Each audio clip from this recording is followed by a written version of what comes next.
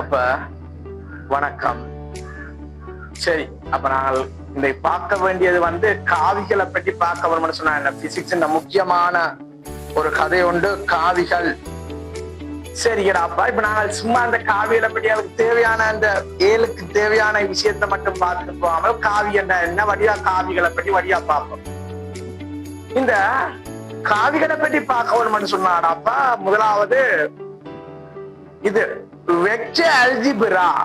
காவிகளை பற்றி வழியா கதைக்க வேணும்னு சொன்னா நாங்கள் பார்க்க வேண்டிய விஷயம் என்னன்றா வெக்டர் அல்ஜிப்ரா. ஓகேயா, இதுல காவியலை பற்றி சகல விஷயமும் பெறும். வெக்டர் அல்ஜிப்ரான்ற செக்ஷன்ல காவியலை பற்றி சகல விஷயம் பெறும். இப்ப அதைத்தான் கொஞ்சம் கொஞ்சமா பார்க்க போறோம். பாப்போமா என்ன மாதிரி. முதலாவது பேர் அப்ப நான் போடுறேன் காவிகள் என்று போடுறேன். சரிதானடாப்பா, காவிகள். இத பற்றி ஃபுல்லா அனலைஸ் பண்ண போறோம். காவிகளை பற்றி வடிவா. முதலாவது பேர் காவி என்றா என்ன. எனக்கு காவிய பற்றி தெரிஞ்சிருக்க வேணும் என்று சொன்னா எண்ணிய பற்றி தெரிஞ்சிருக்க வேணும். எண்ணிக்கணியங்கள், காவி கணியங்கள். பிசிக்ஸ்ல அல்லது சயின்ஸ்ல இருக்கிற முக்கிய கதை இதுதான்டா. முக்கிய கதை அடிப்படை கதை இது. இப்ப படிச்சிருப்பீங்க. எண்ணிக்கணியம் என்று சொன்னா என்னது கருமண மட்டும் தனியா கொண்ட கணியங்களை எண்ணிக்கணியங்கள் என்று சொல்லியும், கருமனோட திசையம் கொண்ட கணியங்களை காவி கணியங்கள் என்று சொல்லியும் படிச்சிருப்பீங்க. அப்படித்தான் இருக்குது. ஒரு ஆளுக்கு பெருமன் மட்டும் we consider only the magnitude scalar. If scalar, we have to consider only magnitude. Suppose if vector, we have to only calculate both magnitude and direction. Calculate magnitude and direction. Both the calculate by magnitude and direction. சரி, அப்ப உனக்கு பேர் காவியன்றாலே உனக்கு தெரியுது என்ன கதை என்று சொன்னா என்னது மேக்னிடியூட். அதாவது பருமனையும் பருமன் மற்றது என்னது திசையையும் வகை குறிக்கிறார். பருமனையும் வகை குறித்து திசையையும் வகை குறிக்கிறார் என்றது விளங்குது. முதலாவது சரிதானடா. அப்ப உனக்கு ஒரு காவி தந்தா அதன் பருமன் காண தெரியவன் விளங்குது. அப்ப அதோட டிரெக்ஷன் சொல்ல தெரிஞ்சிருக்கோம். அப்ப ஃபர்ஸ்டா நாங்கள் என்ன செய்ய போறோம்னா ஒரு காவியை நாங்கள் எப்படி வகை குறிக்கிறது என்று பார்ப்போம். எப்பயுமே ஒரு காவி ஒரு நேர்கோடால வகை குறிக்கப்படும். என்னது காவி நேர்கோடால வகை குறிக்கப்படும். அந்த நேர்கோட்டு துண்டத்தின் நீளம் தான் அந்த என்னது காவியினுடைய பருமனாக இருக்கும். நேர்கோட்டு துண்டத்தினுடைய நீளம் இருக்குல்ல, நீளம். இது காவியினுடைய இந்த நீளம் என்னது காவியினுடைய பருமன வகை குறிப்பதாகவும், நாங்கள் அந்த நேர்கோட்டு துண்டில கொடுக்கிற ஒரு அம்புக்குறி, நேர்கோட்டு துண்டுக்கு கொடுக்கிற அம்புக்குறி அதன் திசையையும் வகை குறிக்கிறதாக அமையும். ஆகவே பருமனை என்ன இது வகை குறிக்க போறது நேர்கோட்டு துண்டத்தில். அந்த நேர்கோட்டு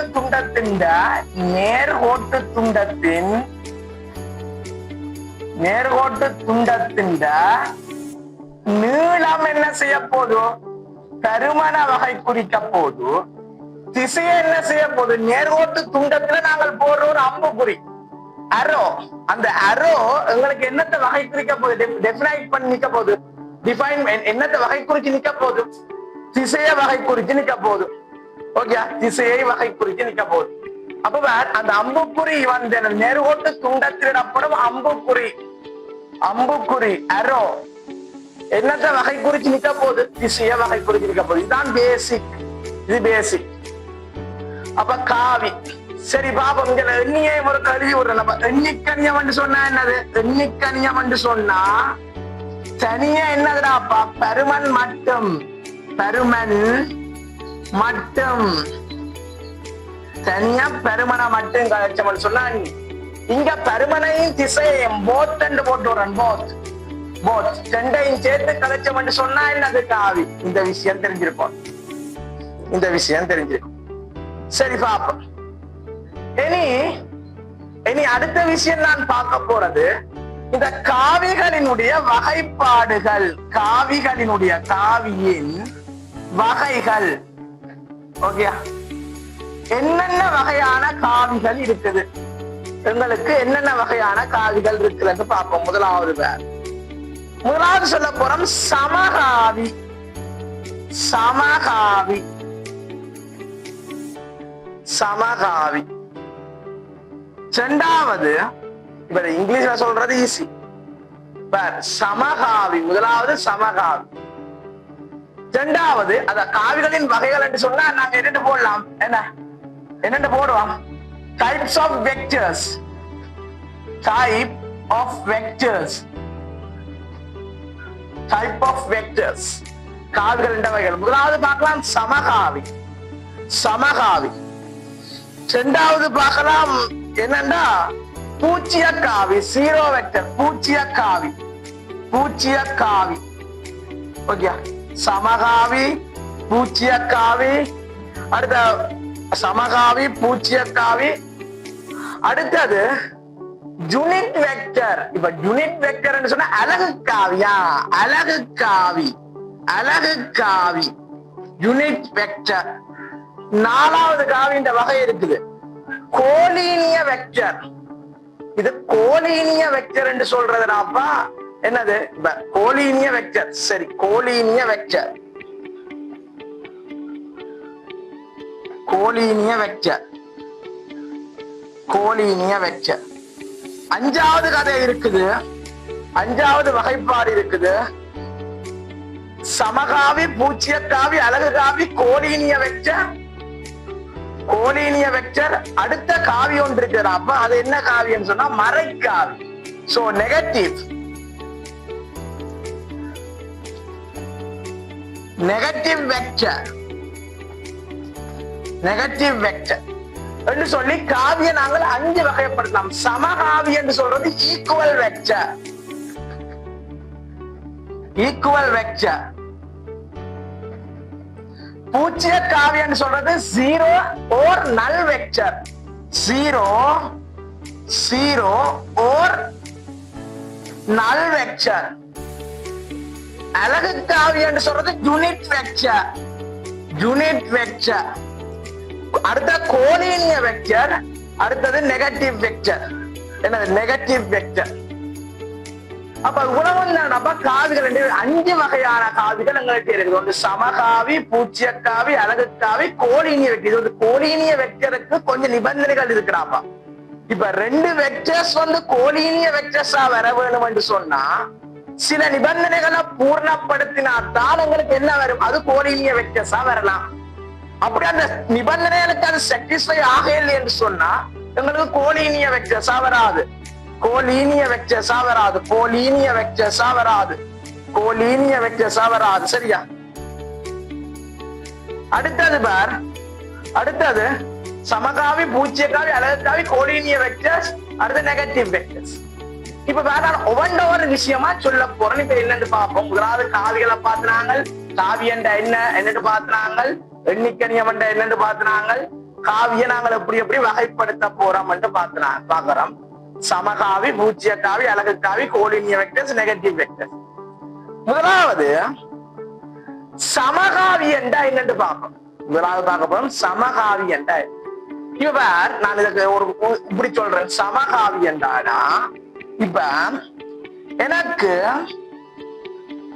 இது பி என்ற வெக்டர். சரியா கவனி. பி என்ற காவி. சரியா கவனி. அப்ப இந்த கோட்டு துண்டத்தின் நிதிலாம என்னத்தால வகை குறிக்கப்படுது? பியால வகை குறிக்கப்படுது. அரோ என்னத்தை குறிக்குது? திசையா குறிக்குது. அப்ப காவிய நாங்கள் இப்படித்தான் குறிப்போம்.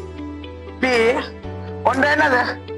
எப்படி பி என்று கேபிட்டல் பி என்று இப்படி போடுறது கேபிட்டல் பி. அல்லது போல நாங்க என்ன செய்யலாம்? கீழே கேபிட்டல் பி. பி என்ற ஒரு காவி என்ன? கேபிட்டல் பி என்ற காவி. அல்லது போல நாங்களுக்கு ஸ்மால் பி போட்டு கீழே ஒரு சின்ன ஒரு கோடு போடுவோம். காவி ஸ்மால் பி போட்டு ஒரு கோடு போடுவோம். சரிதானா? இது பி என்றது வந்து பி என்ற காவி. சரி, அதாவது கோட்டு துண்டத்தை அப்படியே எடுப்போம்னா ஏபி என்று கோட்டு துண்டமாக எடுப்போம். ஏபி என்ற ஒரு கோட்டு துண்டமா எடுக்க. அதே போல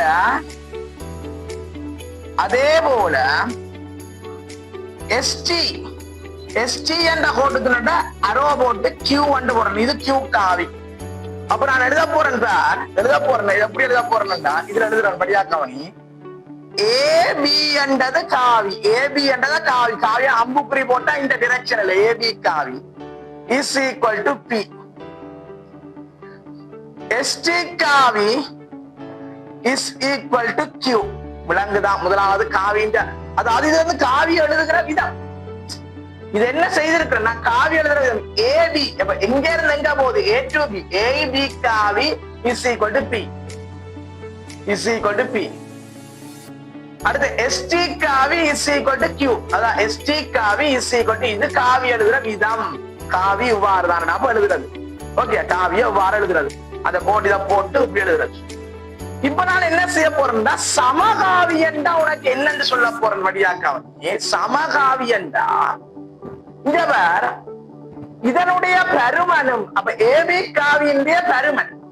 அப்ப பருமனை நாங்கள் குறிக்கிறதுக்கு ஒரு நொட்டேஷன் ஒன்று பயன்படுத்துவோம் இல்ல. ஏபி காவியினுடைய பருமன் என்று சொல்றது அப்படி எழுதுற பருமன மொட்டு ஏபி, மொட்டு ஏபி, மொட்டு ஏபி. அப்ப பாரு மொட்டு ஏபி, இதுக்கு திசை தேவையில்லை.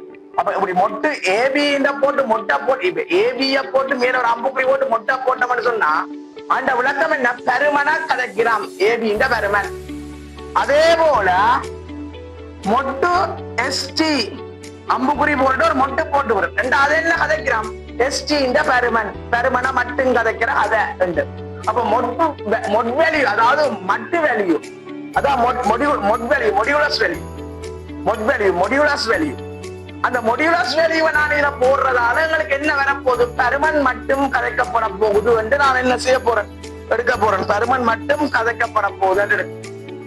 ஓகே, இப்ப சமகாவி என்ற ஒரு நிபந்தனை சொல்ல போறேன். Mod AB is equal to ST, mod ST.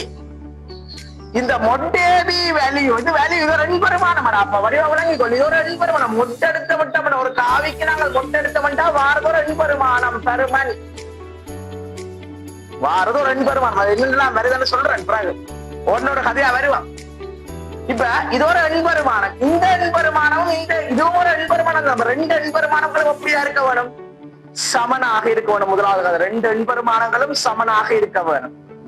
மற்றது எனக்கு இந்த பார், எனக்கு இது ஆக்குற இந்த டிரெக்ஷனும் இவராக்குற இந்த டிரெக்ஷனும் அப்படியா இருக்கணும், சமனா இருக்கணும். அதாவது கிடையோட இவர் தீட்டா கோணத்தாக்கினார், கிடையோட இவரும் தீட்டா கோணத்தாக்கணும். அப்ப அதுல அர்த்தம் என்ன, அப்ப ரெண்டுமே அப்படியா இருக்கணும், சமாந்திரம். அப்ப தருமனும் சமன், தருமனும் சமன், ரெண்டுமே ஒன்று கொண்டு சமாந்திரமாகவும் இருக்குது. தருமனும் சமன் சமாந்திரமாகவும் இருக்குது. வழியாக சமாந்திரம், சமாந்திரம் என்றா என்னது, போக்கு எதிராக வரலாம். இப்படி வாரதும் என்னது, சமாந்திரம் தான்.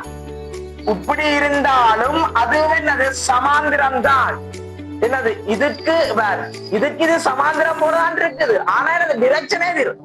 இத நான் இதை சொல்ல இல்ல, எதை சொல்றேன், இதைத்தான் சொல்லுறேன். போக்கு ஒன்று, ரெண்டுடையும் போக்கு ஒன்றா இருக்க வேணும். ரெண்டினுடைய போக்கும் அப்படியா இருக்க வேணும், ஒன்றா இருக்க வேணும்.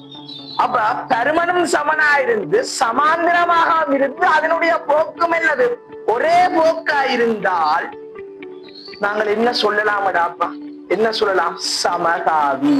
அப்ப உனக்கு விளங்குதா, ஈக்குவல் வெக்டர். அப்ப ஈக்குவல் வெக்டர் என்ற என்ன உனக்கு விளங்கிருக்கு, ஈக்குவல் வெக்டர். சமகாவி என்ற எனக்கு விளங்கிருக்கு, விளங்குதா, சமகாவி என்ற எனக்கு விளங்கிருக்கு. வேணா தருமனும் சமனா இருந்து அதே நேரம் திசையும் ஒரே திசையா இருக்கவன், ஒரே திசையா ரெண்டுமே சமாந்திரமாகவும் போக்கு உண்டாகவும் இருக்கவன் சமகாவி.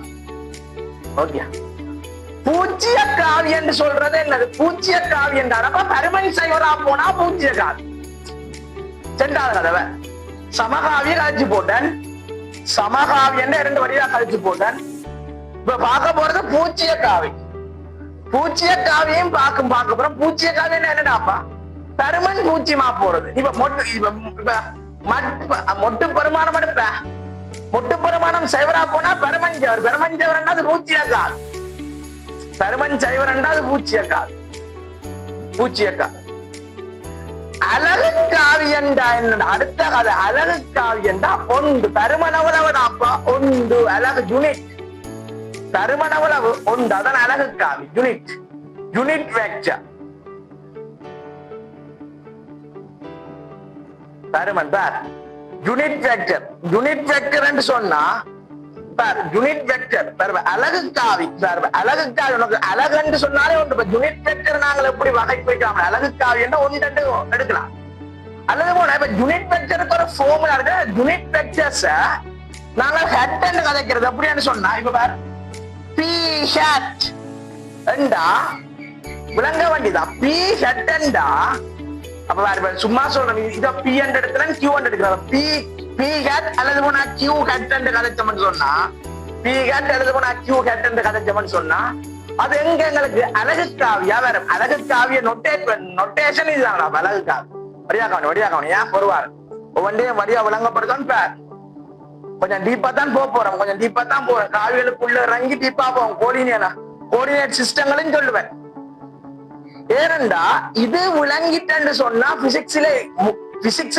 பிரயோகங்களுக்கு இவர்கள் வந்து கொண்டிருப்பினோம் எல்லா பிரயோகத்துக்கையும் பிசிக்ஸுக்கு இந்த காவியின் கதைகள் வரும் அவர் அலகு காவிய நாங்கள் எப்படி நோட்டேட் பண்றது பி ஹெட் கியூ ஹெட் ஏன்னா நான் பி கியூ எடுத்து போட்டேன் அதனால அது பி ஹெட் கியூ ஹெட் இப்ப வேற அலகு காவிக்கு அவருக்கு ஒரு டெபினிஷன் அதாவது அலகு காவிக்கு ஒரு ஃபார்முலா இருக்கு அலகு காவிக்கு என்ன ஃபார்முலான்னு சொன்னா இந்த மாதிரி எழுத போறது இதுல பி ஹெட் சொல்றது வடியாக்கவன் என்ன பி ஹெட் சொல்றது பி ஓவர் மொடியூலஸ் பி இதை விளங்குது பி ஓவர் மொடியூலஸ் பி ரெண்டா அதன் விளக்கம் என்னடாப்பா பி ஓவர் மொடியூலஸ் பி என்று சொல்றது இதை நான் இப்படியும் எழுதலாம் தானே பி என்று சொல்றது என்னதுக்கு சமன் AB vector over modulus of AB vector என்று இப்படி எழுதலாம் இல்ல இப்படி எழுதலாம் இல்ல பி ஓவர் மொட் பியா மொட் வேல்யூ ஆஃப் பியா AB vector over modulus of AB என்று எழுதலாம் இல்ல பி என்றவர் என்னதுக்கு சமன் ஏபிக்கு சமன் அதான் உங்களுக்கு சொன்னா வெக்டர்ஸ்களை எழுதுற விதம் வெக்டர்களை எழுதுற விதம் இது ஏபி வெக்டரை பி என்று எழுதுறது எஸ்டி வெக்டரை கியூ என்று கொடுத்திருக்கிறேன் அப்ப நான் இப்ப எழுத போறேன் இது வந்து என்னது இதுல இருந்து பெருமன் இது வந்து பெருமன் கதை மொட்டேபி மொட்டெஸ்டி என்று சொல்றது பெருமன் கதை அப்ப ஏபி ஓவர் மொட்டேபி விளங்குதா அப்ப பி ஹெட் எப்படி எழுதுது அப்ப கியூ ஹெட் எப்படி எழுதலாம் கியூ ஓவர் மொடியூலஸ் கியூ என்ன எழுதுவ Q என்ன எழுதலாம் ST so ST vector over modulus of ST modulus of XT so modulus of XT is equal to magnitude this is the vector அப்ப வெக்டரிங்க்கு magnitude value வால பிரிச்சு விட்டோம்னு சொன்னாங்களுக்கு என்ன வர போகுது அலகு காவி யூனிட் வெக்டர் இப்ப நார்மலா யூனிட் வெக்டர் என்னது யூனிட் வெக்டர் வரும் நார்மலா நாங்க யூனிட் என்று கதைக்கிறதுனா அப்ப ஒன்று கதைக்கிறாங்க இங்க அலகு காவிக்கு ஒரு ஃபார்முலா இருக்கு இங்க வந்து அலகு காவிக்கு ஒரு ஃபார்முலா இருக்கு இப்படி நீ இந்த காம்ப்ளெக்ஸ் அனாலிசிஸ் அதாவது சிக்கலன்கள் படிச்சிருப்ப சிக்கலன்கள்ல அதாவது இந்த காவிகளை நாங்கள் வகை குறிக்கிறதுக்கு சிக்கலன்கள் எழுதுக்க நீ என்ன எழுதுவ இப்ப சிக்கலன் ஒன்று எப்படி எழுதுவ இப்ப நோமலா சிக்கலன் அப்படி எழுதுறது இப்ப நோமலா பாரு எப்படி எக்ஸ் பிளஸ் ஐஒய் என்ற பேட்டர்ன்ல ஒரு சிக்கலன் எழுதுறா இதான்ப்பா சிக்கலன் காம்ப்ளெக்ஸ் நம்பர் ஒரு காம்ப்ளெக்ஸ் நம்பரை எக்ஸ் பிளஸ் ஐஒய் என்ற ஃபார்முலாவில் எழுதலாம் ஓகேயா இதுல இது வந்து ரியல் பார்ட்டா இருக்கும் இவர் வந்து இமேஜினரி பார்ட்டா இருக்கு மெட்ஸுக்கா போட்டுருப்பேன் அது எங்க ஓட்டு மெட்ஸுக்கா ஓட்டு சரி பரவாயில்ல விடுவோம் இது ரியல் பார்ட் இது இமேஜினரி பார்ட் இது காம்ப்ளெக்ஸ் நம்பர் இப்ப ஏன் நான் இதுக்கு வந்தேன் என்று சொன்னா இப்ப அழகு காவி என்ற கதையில உனக்கு தெரியும் அழகு காவியில இப்ப எக்ஸச்சு வழியே இருக்கிற காவிய நாங்கள் ஐ காவியம் என்று சொல்றோம் வயச்சு வழியே இருக்கிற காவியம் ஏ காவி சட்டச்சு வழியே இருக்கிற காவியம் கே காவி இப்ப இது காம்ப்ளெக்ஸ் அனாலிசிஸ் விஷயம் ஒரு காம்ப்ளெக்ஸ் நம்பரை இவ்வாறுதான் போறது இதுல இருக்கிற ஐப்பெருமானம் வந்து நாங்கள் காவிய ஐப்பெருமானத்துக்கு ஒத்ததில்லை இது வேற நான் கதைக்கிற ஐயன்னு சொல்றது வேற இது என்னது ரியல் பார்ட் இமேஜினரி பார்ட்டை வேறுபடுத்தி காட்டுறதுக்கு இருக்கிறாய். ஐயன்னு சொன்னது ஐயன்னு சொல்றது ரூட் ஆஃப் -1, அதாவது இதுண்ட வேல்யூ. ஐயண்ட வேல்யூ சொல்றது ரூட் -1, அதாவது பார் வர்க்க மூலத்துக்குள்ள -1 அது வந்து கற்பனை என்னடாப்பா, கற்பனை. அதாவது அது என்னது, அது என்னது, உண்மை பெருமானமாக இருக்க முடியாது. அதனால காம்ப்ளெக்ஸ் நம்பர், அதனாலதானே அது காம்ப்ளெக்ஸ், அதனாலதானே அது சிக்கலன், அதான் சிக்கலன், அதனாலதானே அது காம்ப்ளெக்ஸ். இந்த வர்க்க மூலத்துக்குள்ள மைனஸ் வருதுடாப்பா, விளங்குதா? இந்த ஐயன்னு சொல்றது ஒரு வேல்யூவை எடுத்து நிக்குது. என்னது ரூட் ஆஃப் -1 என்ற வேல்யூவை எடுத்து நிக்குது. இது காம்ப்ளெக்ஸ் விஷயம், இது வேண்டாம், இது காம்ப்ளெக்ஸ் விஷயம், இது வேண்டாம், இது கடக்கட்டுக்கும், இது கடக்கட்டுக்கும். இப்ப நான் சொல்ல வார விஷயம் என்னண்டா, இப்ப வேற ஐக்காவி எழுதுனா சில பேர் இப்படி போடுறது. ஐக்காவி i hat j hat k hat என்று எழுதுவாங்க. I hat j hat k hat என்று எழுதுவாங்க. இப்படி இப்படி எழுதுவாங்க. ஐக்காவி ஜே காவி கே காவி எழுதுவாங்க. ஐ ஹேட் என்று சொல்றது என்னடாப்பா, எக்ஸ் அச்சு வழியே இருக்கிற அழகு காவி, விளங்குதா? அதான் பாரு, XY செட்னு சொல்றது கோஆர்டினேட் சிஸ்டம்டாப்பா. இது வந்து என்ன உண்மையா XY செட்னு நாங்க எடுக்க போறதுனாப்பா கோஆர்டினேட் சிஸ்டம். அதாவது இப்ப நீ சாதாரணமாக எங்க படம் கிரியிருப்பாங்க, 2 டைமென்ஷன்ல படம் கிரியிருப்பாங்க. ஓஎலா இருக்கட்டுக்கும் ஏலா இருக்கட்டுக்கும் நீ என்ன செய்திருப்ப, 2 டைமென்ஷன்ல படம் கிரியிருப்ப. எந்த ஒரு கிராஃபும் எக்ஸையும் பையச்சையும் பற்றி தான் கிரியிருப்ப. அது வளைஞ்ச கிராஃபுகள், அது எப்படிப்பட்ட கிராஃபா இருந்தாலும் நீ 2 ஆக்சிஸ் சூஸ் பண்ணி தான் கீறுவோம், எக்ஸ் அச்சு மற்றது y அச்சு. அப்படி அந்த எக்ஸ் அச்சு வழியே இருக்கிற அழகு காவி ஐ ஹேட், y அச்சு வழியே இருக்கிற அழகு காவி ஜே ஹேட். அப்ப கே என்று சொல்றது என்னடா, சட்டச்சு, அதாவது அது சட்டச்சு, அதாவது முப்பரிமாணம். நாங்கள் வந்து போய் 2 டைமென்ஷன்ல தான் நீ கீறியிருப்பேன், 2Dல கீறியிருப்பேன். ஒரு முப்பரிமாணத்துல கதைக்கிற கதை என்ன, அது 3D கதை, 3D கதை. 3Dல நீ நான் கிராஃப் கொண்டு வரணும்டா, 3Dல வச்சு ஒரு கேள்வி அனலைஸ் பண்ண வேணும் என்று சொன்னா நான் இந்த கே ஹெட்டையும் எடுக்க வேணும், XY செட் இந்த 3 தளங்களையும் எடுக்க வேணும். அதாவது எக்ஸ் அச்சு y அச்சு செட் அச்சு 3 அச்சுக்களாலையும் உருவாக்கப்படுறதுகளை எடுக்க வேணும். சரி பாப்போம், அது இது வரைக்க பாப்போம். இது காவிக்கு தான் வருது, இது பெரிதான வருது விஷயம், காவிக்கு தான் வருகுது. இதுவுமே எங்க வருது, காவிக்கு தான் வருகுது, பிரதான விஷயம்.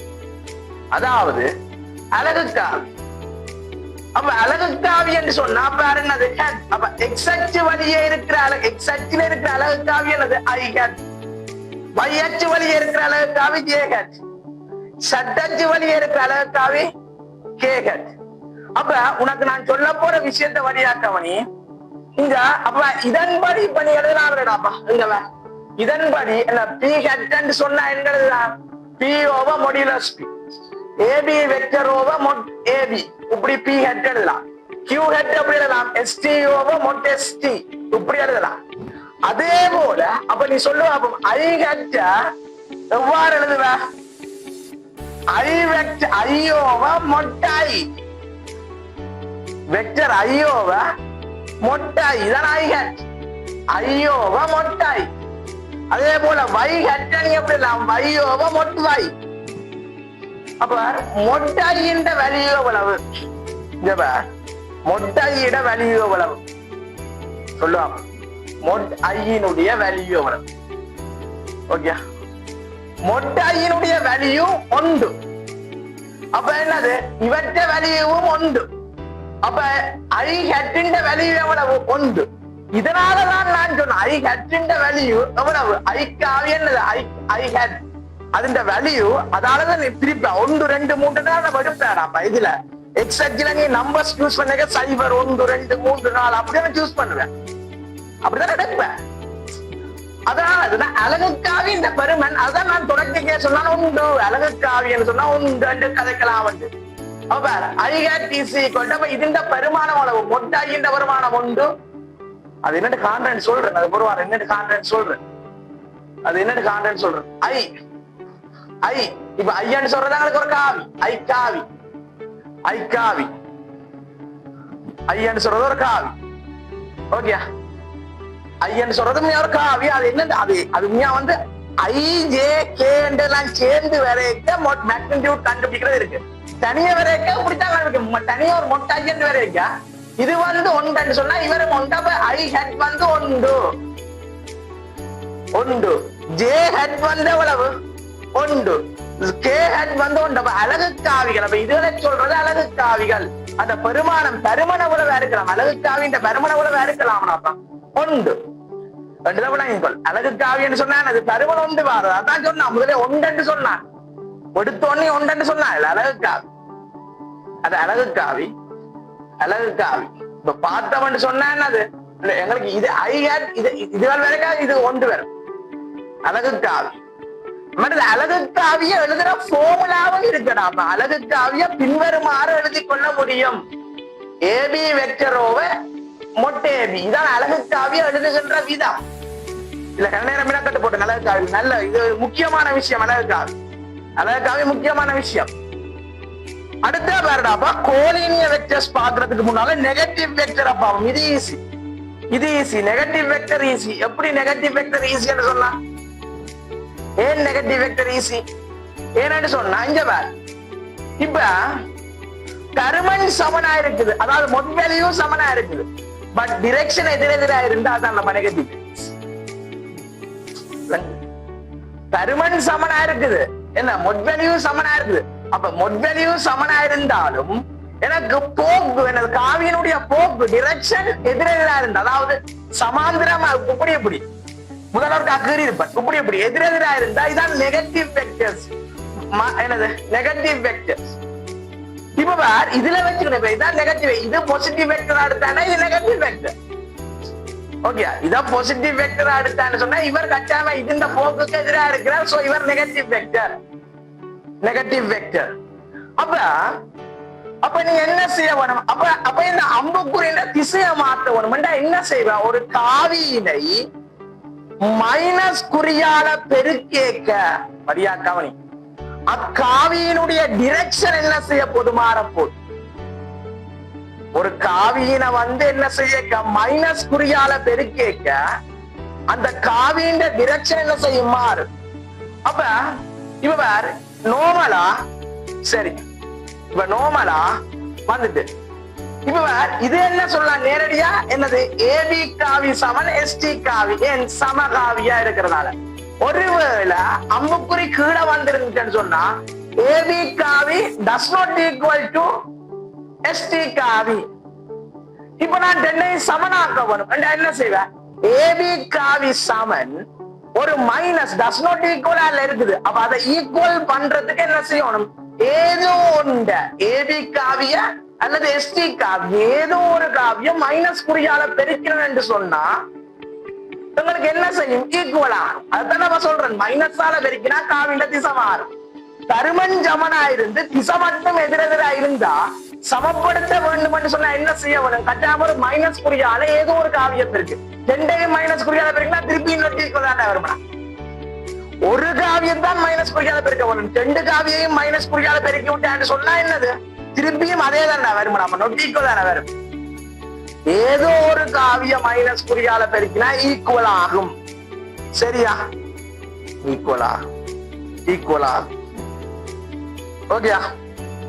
அடுத்தவர் 0 அடுத்தவர் கோலீனிய வெக்டர் சொல்ற. கோலீனிய வெக்டர் என்னடாப்பா? கருமன் மாறுபடலாம். ஆனா எல்லாம் என்ன வேறு போகணும்? சமாந்திரமாக இருக்கவர். அதான் கோலீனிய வெக்டர். கோலீனிய வெக்டர் என்றாலும் சொல்றேன் என்ன விஷயம் விஷயங்களை சொல்றேன். கோலீனிய வெக்டர் இல்ல பாரு திருப்பி எல்லாம் அழிக்க வேணும். அப்ப கோலீனிய வெக்டர் சொன்னா என்ன சொல்றேன் பாரு. கோலீனிய வெக்டர் சொன்னா இப்ப விஷயத்தை சொல்றேன் பிறகு எழுதுவோம். கோலீனிய வெக்டர் சொன்னா கருமனுகள் மாறுபடலாம். எனக்கு கருமனை பற்றி எந்த கதையும் இல்லை. ஆனா சமாந்திரம் முக்கியம். பாரு ஒரு ஆள் காவியின் பெருமானம் கருமன் வந்து 10 மற்றவர் 8 7 6 கருமன் என்ன ஓதாரியே இருக்கட்டும். ஆனா எல்லாமே என்னது? ஒரே சமாந்திரம். சமாந்திரம் எல்லாமே இந்த எல்லாத்த டிரெக்ஷனும் உண்டு. எல்லாமே ஒரே திசை வழி. எல்லாத்த போக்கும் உண்டு. அதாவது எல்லாமே சமாந்திரம். அப்படி இருந்தா கோலீனியர். அப்படி இருந்தா என்னது? கோலீனியர். எங்களுக்கு அப்ப பருமன் வந்து கட்டாயமா மாறுபட்டு தான் இருக்க வேணுமோன்னு கேட்டா இல்ல. பருமன் சமனாவும் இருக்கலாம். வேற வாசிக்கிற கோலினிய வெக்டர்னு சொன்னா 2 or more vectors having equal or unequal magnitudes. அப்ப எங்களுக்கு உண்மையா கோலினிய வெக்டர்ஸ் கதைக்கிறது பெரும்பாலும் அன்இக்குவல் மேக்னிடியூட். பருமன், அதாவது பருமன்கள் மாறுபடுறதுக்கு. ஆனா பருமன் சமனா இருந்தாலும் கதை ஓகே. ஏன்னா 2 அல்லது அதுக்கு மேல இருக்கிற vectors equal or unequal magnitude but same direction, அங்க ஒரே போக்கு, எல்லாமே ஒரே போக்கு. are called collinear vectors. அதான் நம்ம collinear vectors. அவ என்னது மேக்னிடியூட் எப்படியா இருக்கணும், சமனா இருக்கலாம் அல்லது போனா சமன் இல்லாம இருக்கலாம். ஆனா டிரெக்ஷன் போக்கொண்டா இருக்கணும்னா எல்லாமே சமாந்திரம். தார கோதாரி எல்லாமே என்னதுடாப்பா சமாந்திரமா இருக்கணும். தார கோதாரி எல்லாமே என்ன இருக்கணும், சமாந்திரமா இருக்கணும். அப்ப நான் நினைக்கிறேன் முதலாவது தொடக்கம் காவி என்றா என்னென்று பார்த்து பருமனையும் திசையையும் கொண்ட கணியம் காவி கணியம் என்று பார்த்து, எண்ணிக்கணியம் என்றதை பார்த்து பருமனை மட்டும் கொண்ட கணியம் எண்ணிக்கணியம் என்று பார்த்து, அப்ப ஒரு காவிய நாங்கள் என்னென்று வகை குறிக்கிறது, ஒரு நேர்கோட்டில அம்புக்குறி போட்டு வகை குறிக்கிறது. அதை நாங்கள் என்னென்று எழுதுறது. காவி எழுதுற முறை ஏபி என்ற ஒரு கோடு போட்டு பி காவி, எஸ்டி என்றது கியூ காவி. அப்ப ஏபி காவி is equal to P, ST காவி இஸ் ஈக்வல் டு கியூ. அப்ப பருமனை என்னென்று எழுதுறது, மொடியுலஸ் போட்டு எழுதுறது, மொட் வேல்யூ போட்டு எழுதுறது. பருமன் காவி இந்த பருமனை என்னென்று போட்டு எழுதுறது, மொட் வேல்யூ போட்டு எழுதுறது. இதுகள் பார்த்திருக்கேன் பார், மொட் வேல்யூ போட்டு எழுதுறது. ஆனா உனக்கு நான் மொட் வேல்யூ பெருமானம் என்ன கண்டுபிடிக்கிறேன்னு இன்னும் சொல்லி தெரியல. அது கோஆர்டினேட் சிஸ்டங்கள் பார்த்த பிறகுதான் சொல்லுவேன். அதுவும் கார்டீசியன் கோஆர்டினேட் சிஸ்டம் பார்த்த பிறகுதான் சொல்லுவேன். கார்டீசியன் கோஆர்டினேட் சிஸ்டம் என்னது, 3 டைமென்ஷன்ல அனாலிசிஸ் பண்றது, எக்ஸ் ஒய் செட் 3 அச்சுக்களை வச்சு கதைக்கிறது. கார்டீசியன் நீ நார்மலா கொப்பியா 2 டைமென்ஷனல் தெரியுது. எக்ஸ் ஒய் இங்க ஒரு செட் தளத்தையும் சேர்த்து அப்புறம் அவ்வளவு தான். அது என்னன்னு பேருந்து பார்ப்போம். பருமன் என்னன்னு காண்றேன்னு சொல்ல தெரியல. இப்ப என்ன பண்ணி கேட்கலாம், என்னது எக்ஸ் ஒய் செட் இருந்தா தானே 2 எக்ஸுக்கும் ஒய்க்கும் தனிய பருமன் காணலாம். அட கோதாரி சட்டச்சு இல்லையடாப்பா. சட்டுக்கு வர காவி பூச்சியம், அது பூச்சிய காவி விளங்குது. அப்ப எக்ஸுக்கும் ஒய்க்கும் தனிய வரைக்க நீ சட் இல்லைன்னு சொன்னா காணையில அதோட மொட் வேல்யூ காணலாம். எங்க சட் சைவரடாப்பா எங்க அதான என்னது பூச்சிய காவி. நல் வெக்டர்னு சொன்னா 0 நல் வெக்டர்னு சொன்னா 0 வெக்டரோ நல் வெக்டர். அப்ப சட் அச்சுக்களே காவிகள் இல்ல, சட்ல நல் வெக்டர் பூச்சிய காவி விளங்குது. ஓ விளங்க நினைக்கிறேன், நம்புறேன். அப்ப இது எழுதுற முறைகள் என்ன சொல்றதுன்னா, காவியினுடைய வகைகள் இது முக்கியமா தெரிஞ்சிருக்க வேண்டிய 5 விதமான காவி இருக்குது. ஒன்று சமகாவி, பூச்சிய காவி, அலகு காவி, கோலினிய வெக்டர், நெகட்டிவ் வெக்டர். திருப்பி சொல்றேன், சமகாவி, பூச்சிய காவி, அலகு காவி, கோலினிய வெக்டர், நெகட்டிவ் வெக்டர். சமகாவி என்றா ஈக்குவல் வெக்டர் என்றா என்ன, சும்மா ஜோசி சமகாவி சமனா இருந்தா சரி. ஒரு காவி சமனா இருக்கணும்னா கட்டாயம் மேக்னெட்டியூட்டும் சமனா இருக்கணும், டிரெக்ஷனும் சமனா இருக்கணும். அப்படி இருந்தால் சமகாவி விளங்குதா. அதுதான் நம்ம முதலாவது சொல்லிருப்போம், கொஞ்சம் விளக்கமா சொல்லியிருப்பேன். சோட்டா இதுதான் விஷயம். ஒரு காவி சமனா இருக்கணும்னா அது சமகாவியா இருக்கணும்டா, பருமனும் சமனா இருந்து டிரெக்ஷனும் சமனா இருந்தா சமகாவி. நெகட்டிவ் வெக்டர், அதாவது நெகட்டிவ் வெக்டர் நெகட்டிவ் வெக்டர் என்ன, பருமன் சமனா இருந்து திசை எதிரெதிரா இருந்துச்சுன்னு சொன்னா அது நெகட்டிவ் வெக்டர் அமையும். பருமன் சமனா இருந்து திசை எதிரெதிராக அமைஞ்சிட்டு சொன்னா நெகட்டிவ் வெக்டராக அமையும். அப்ப ஒரு நெகட்டிவ் வெக்டர், இது முக்கிய கதை. நெகட்டிவ் வெக்டரை நான் இப்ப ஈக்குவல் பண்ணுவோம். AB negative vector, so AB does not equal to ST. அப்படி ஏபி என்ற vector does not equal to ST இருந்தா, எஸ்டி வெக்டரா இருந்தா இது ரெண்டுமே மொட் வேல்யூ சமன்னு சொல்லி போட்டேன். மொட் வேல்யூ சமனா இருக்கே, இவரை ஈக்குவல் ஆக்குறதுக்கு என்ன செய்யணும், AB vector is equal to minus of ST vector. ஒரு மைனஸ் ஆல பெருக்கேக்க உங்களுக்கு 2 வெக்டர்ஸும் இப்ப சமனா ஆகும். ஏன், மொட் வேல்யூ சமனா இருந்து நொட் ஈக்குவலா இருந்தா சமப்படுத்துறதுக்கு என்ன செய்யலாம், ஏதோ ஒண்ண மைனஸ் ஆல பெருக்கணும்னு நான் சொல்லி சொன்னேன். ஏதோ ஒண்ட மைனஸ் ஆல பெருக்கணும் சொல்லிருக்கிறான். அதான அப்ப எங்களுக்கு என்னது, அதனாலதான் சமக நெகட்டிவ் வெக்டர். நெகட்டிவ் வெக்டர் அப்ப நெகட்டிவ் வெக்டருக்கு செய்யற வேலையை அப்ப விளங்குது. சமகாவி சொல்லி போட்டு நெகட்டிவ் வெக்டர் சொல்லி போட்டா பூஜ்ய காவினா என்னது, ஜீரோ வெக்டர் ஜீரோ. பூஜ்ய காவின்னு சொன்னா என்னது இல்லையா, சைவர். அதான் கதை, வேற ஒன்றும் இல்ல. அதாவது பெர்மனன்ட் சைவர், மேக்னிடியூட் சைவர். பூஜ்ய காவிக்கு என்னடாப்பா, மேக்னிடியூட் சைவர். யூனிட் வெக்டர், யூனிட் வெக்டர்னா ஒன்றோட கதைக்கலாம். ஆனது ஒன்றை உண்மையா யூனிட் வெக்டர் எழுதுற மெத்தட் தான் ஹெட் போட்டு எழுதுறது. P hat Q hat unit vector எழுதுற முறை. P hat Q hat hat போட்டு எழுதுறது பி ஹெட் கியூ ஹெட். அப்ப டெபினிஷன் பார்க்கலாம். பி ஹெட்டுக்குரிய டெபினிஷன், அலகு காவிக்குரிய ஃபார்முலா என்ன? அப்ப உனக்கு ஒரு அலகு காவிக்குரிய ஃபார்முலா என்னன்னு கேட்டா, b over modulus b. B என்று சொல்ல போறது AB. AB vector over mod AB is equal to அலகு காவிக்குரிய பி ஹெட் இருக்கும். பி ஹெட் அலகு காவி யூனிட் வெக்டர். யூனிட் வெக்டர்க்குள்ளே போன பி ஹெட்டுக்கு மதிப்பு காட்டினான், கியூ ஹெட்டுக்கு மதிப்பு காட்டியிருக்கேன். பி ஹெட்டுக்கு மதிப்பு காட்டினான், என்னத்துக்கு மதிப்பு காட்டினான், கியூ ஹெட்டுக்கு மதிப்பு காட்டினேன். ஓகே, அலகு காவி. கோலினிய வெக்டர் அடுத்த சொல்லித்தர போனா, கோலினிய வெக்டர் சொல்லிட்டேன். கோலினிய வெக்டர் என்னடாப்பா, கோலினிய வெக்டர் எனப்படுவது என்னண்டா, பருமன் சமனா இருக்கலாம், சமன் இல்லாம போலாம். பருமனுடைய எல்லாருடைய போக்கும் ஒரே போல இருக்கு. அவனுடாப்பா எல்லாருடைய போக்கும் ஒரே போல இருந்தா அவங்களுக்கு என்னது, அது கோலினிய வெக்டராக அமையும். ஃபர்ஸ்ட் அவனுக்கு என்னது, காவி சொல்லி காவியினுடைய வகைப்பாடுகள் விளங்கி இருக்குமே நினைக்கிறேன். என்ன நினைக்கிறேன், சரிதானே? பாப்பா தொடர்ந்து பாப்போம். ஓகே.